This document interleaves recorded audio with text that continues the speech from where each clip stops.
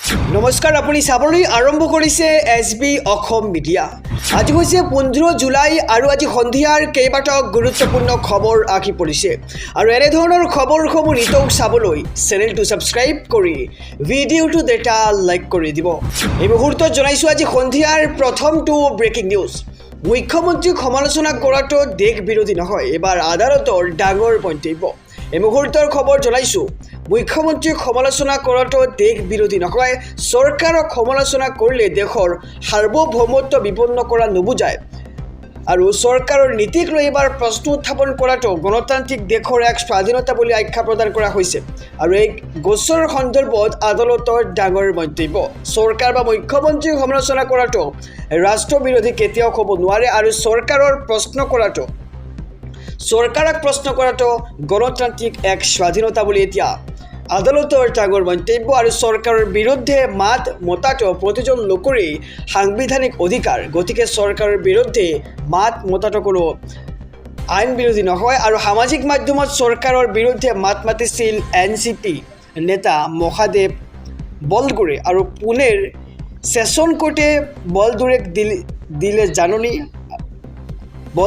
জামিন আৰু মুখ্যমন্ত্ৰীক সমালোচনা কৰাটো দেশ বিৰোধী নহয় বুলি এইবাৰ মন্তব্য কৰা হৈছে আদালতৰ ফালৰ পৰা আৰু চৰকাৰক সমালোচনা কৰিলে দেশৰ সাৰ্বভৌমত্ব বিপন্ন কৰা নুবুজায় বুলি এক প্ৰকাৰ মন্তব্য আদালতৰ।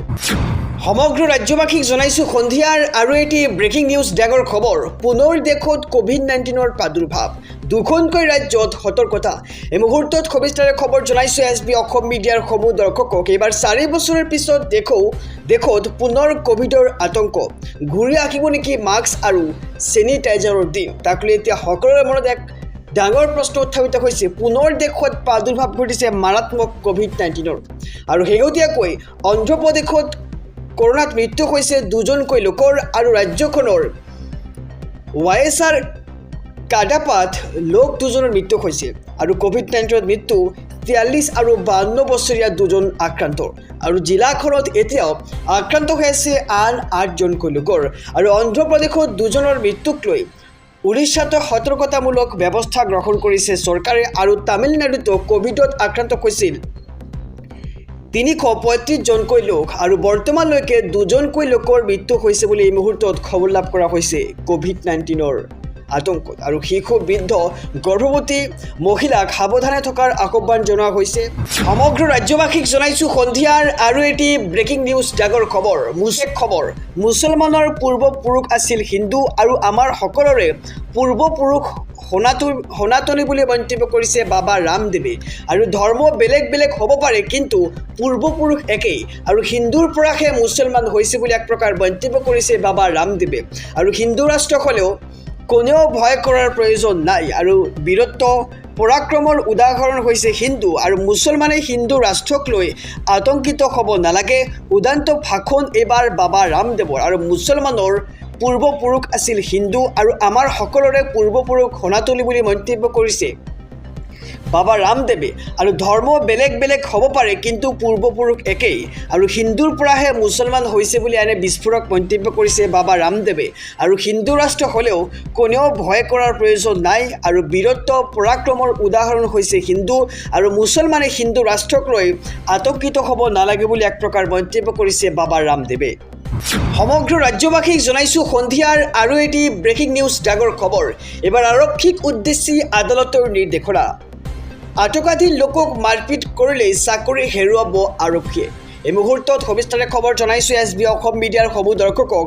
আৰক্ষীৰ বাবে আহিল গুৰুত্বপূৰ্ণ নিৰ্দেশনা আৰু কৰ্তব্যৰত থকা আৰক্ষীয়ে কৰিব নোৱাৰিব এইকেইটা কাম। কোনো গোচৰত আটকাধীন লোকক শাৰীৰিক নিৰ্যাতন চলাব নোৱাৰিব আৰক্ষীয়ে আৰু অভিযুক্তক আৰক্ষীৰ জিম্মাত শাৰীৰিক নিৰ্যাতন চলোৱা আৰক্ষীৰ দায়িত্ব নকয় আৰু আৰক্ষীৰ জিম্মাত কোনো অভিযুক্ত নিৰ্যাতনৰ বলি হ'লেই দোষী হ'ব আৰক্ষীৰ লোক আৰু মাৰধৰ কৰি অভিযোগ স্বীকাৰ কৰিব দিয়াটো আৰক্ষীৰ কৰ্তব্যৰ অংশ নহয় বুলি এতিয়া মন্তব্য কৰা হৈছে আৰু বম্বে উচ্চ ন্যায়ালয়ে এটা গোচৰৰ শুনানিত প্ৰদান কৰে এনে ঐতিহাসিক ৰায় আৰু মন্তব্য আৰু কোহলাপুৰ খণ্ড বিচাৰপীঠৰ ন্যায়াধীশে সন্দেশ পাটিলৰ এই মন্তব্য আৰু হত্যাৰ গোচৰত অভিযুক্তক শাৰীৰিক নিৰ্যাতনেৰে দোষ স্বীকাৰ কৰাইছিল আৰক্ষীয়ে আৰু ইতিমধ্যে সেই তিনি আৰক্ষীৰ বিৰুদ্ধে বিচাৰ প্ৰক্ৰিয়া চলিব বুলি মন্তব্য কৰা হৈছে আদালতৰ ফালৰ পৰা।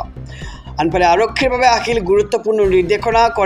কৰ্তব্যৰত থকা অৱস্থাত আৰক্ষীয়ে কৰিব নোৱাৰিব এইকেইটা কাম আৰু কোনো গোচৰত আটকাধীন লোকক শাৰীৰিক নিৰ্যাতন চলাব নোৱাৰিব আৰক্ষীয়ে আৰু অভিযুক্তক আৰক্ষীৰ জিম্মাত শাৰীৰিক নিৰ্যাতন চলোৱা আৰক্ষীৰ দায়িত্ব নহয় আৰু আৰক্ষীৰ জিম্মাত কোনো অভিযুক্ত নিৰ্যাতনৰ বলি হ'লে দোষী হ'ব আৰক্ষীৰ লোক। সমগ্ৰ ৰাজ্যবাসীক জনাইছোঁ সন্ধিয়াৰ আৰু এটি ব্ৰেকিং নিউজ ডাগৰ খবৰ।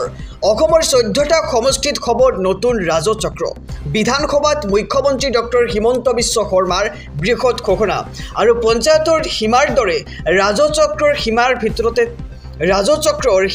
সমষ্টিৰ ভিতৰতে হ'ব আৰু ৰাজচক্ৰ কাৰ্যালয়ক লৈ এবাৰ ডাঙৰ ঘোষণা কৰিছে ৰাজ্যৰ মুখ্যমন্ত্ৰীগৰাকীয়ে আৰু অসমত 126টা সমষ্টিতেই থাকিব লাগিব ৰাজচক্ৰ কাৰ্যালয়। এই মুহূৰ্তৰ খবৰ সবিস্তাৰে জনাইছোঁ SB অসম মিডিয়াৰ সমূহ দৰ্শকক। পঞ্চায়তৰ সীমাৰ দৰে ৰাজচক্ৰৰ সীমা সমষ্টিৰ ভিতৰতে হ'ব আৰু ৰাজচক্ৰ কাৰ্যালয়ক লৈ ডাঙৰ ঘোষণা কৰিছে ৰাজ্যৰ মুখ্যমন্ত্ৰীগৰাকীয়ে আৰু অসমত 126টা সমষ্টিতে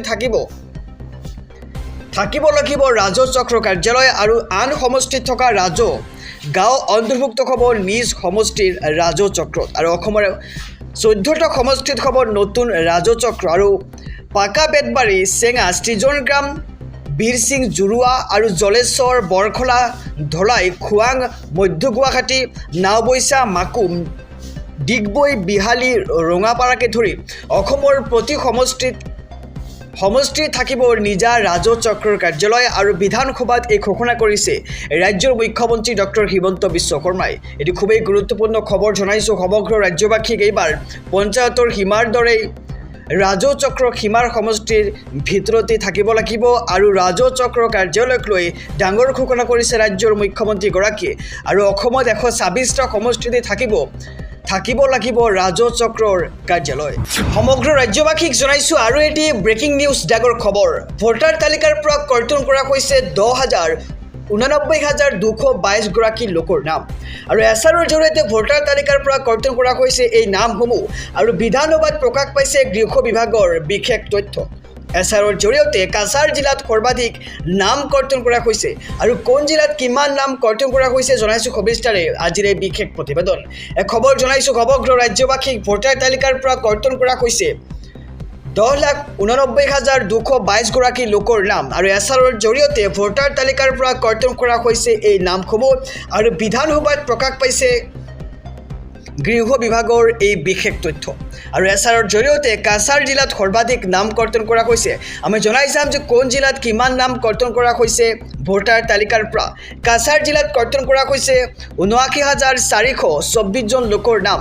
কোকৰাঝাৰ জিলাত কৰ্তন কৰা হৈছে 29,764 জন লোকৰ নাম আৰু আনফালে ধুবুৰী জিলাত কৰ্তন কৰা হৈছে 21,978 জন লোকৰ নাম। গোৱালপাৰা জিলাত কৰ্তন কৰা হৈছে 20,936 জনকৈ লোকৰ নাম। আমি জনাই গৈছোঁ বঙাইগাঁও জিলাত নাম কৰ্তন কৰা হৈছে 14,348 গৰাকীকৈ লোকৰ নাম আৰু চিৰাং জিলাত কৰ্তন কৰা হৈছে 14,999 জন লোকৰ নাম আৰু আনফালে বৰপেটা জিলাত কৰ্তন কৰা হৈছে 26,126 জনকৈ লোকৰ নাম। বজালীত কৰ্তন কৰা হৈছে 9,163 গৰাকী লোকৰ নাম। আনফালে কামৰূপত কৰ্তন কৰা হৈছে 57,504 জনকৈ লোকৰ নাম আৰু কামৰূপ মেট্ৰত কৰ্তন কৰা হৈছে 53,345 জন লোকৰ নাম। নলবাৰীত কৰ্তন কৰা হৈছে 25,801 লোকৰ নাম আৰু বাক্সাত কৰ্তন কৰা হৈছে 18,449 জনকৈ লোকৰ নাম। তামোলপুৰ জিলাত কৰ্তন কৰা হৈছে 23,482 জনকৈ লোকৰ নাম। আনফালে ওদালগুৰিত কৰ্তন কৰা হৈছে 44,519 জনকৈ লোকৰ নাম। আমি জনাইছোঁ ৰাজ্যৰ কোনখন জিলাত কিমান নাম কৰ্তন কৰা হৈছে আৰু দৰঙত কৰ্তন কৰা হৈছে 28,350 জনকৈ লোকৰ নাম। আনফালে মৰিগাঁও জিলাত কৰ্তন কৰা হৈছে 21,019 জন লোকৰ নাম। নগাঁৱত কৰ্তন কৰা হৈছে 44,527 জনকৈ লোকৰ নাম। আনফালে শোণিতপুৰ জিলাত কৰ্তন কৰা হৈছে 50,728 জনকৈ লোকৰ নাম। বিশ্বনাথত কৰ্তন কৰা হৈছে 23,383 93জন লোকৰ নাম আমি জনাইছোঁ যে কোনখন জিলাত কিমান লোকৰ নাম কৰ্তন কৰা হৈছে। লখিমপুৰত কৰ্তন কৰা হৈছে 50,517জনকৈ লোকৰ নাম, আনফালে ধেমাজিত কৰ্তন কৰা হৈছে 16,153জনকৈ লোকৰ নাম, আৰু তিনিচুকীয়াত কৰ্তন কৰা হৈছে 69,915জনকৈ লোকৰ নাম, ডিব্ৰুগড়ত কৰ্তন কৰা হৈছে 51,704জনকৈ লোকৰ নাম, আৰু চৰাইদেউ জিলাত কৰ্তন কৰা হৈছে 16,185জন লোকৰ নাম, শিৱসাগৰত কৰ্তন কৰা হৈছে 19,182জন লোকৰ নাম, যোৰহাট জিলাত কৰ্তন কৰা হৈছে 41,014জনকৈ লোকৰ নাম, আৰু গোলাঘাটত কৰ্তন কৰা হৈছে 48,716জনকৈ লোকৰ নাম, আনফালে কাৰ্বি আংলঙত কৰ্তন কৰা হৈছে 25,381জনকৈ লোকৰ নাম, আৰু সকলোতকৈ কম নাম কৰ্তন কৰা হৈছে ডিমা হাছাও জিলাৰ ডিমা হাছাওত কৰ্তন কৰা হৈছে 2,826জনকৈ লোকৰ নাম, আৰু হাইলাকান্দিত কৰ্তন কৰা হৈছে 15,757জনকৈ লোকৰ নাম, আৰু ভোটাৰ তালিকাৰ পৰা চৰকাৰে কৰ্তন কৰিছে 10,89,222গৰাকীকৈ লোকৰ নাম, আৰু এছআৰৰ জৰিয়তে ভোটাৰ তালিকাৰ পৰা কৰ্তন কৰা হৈছে নামসমূহ।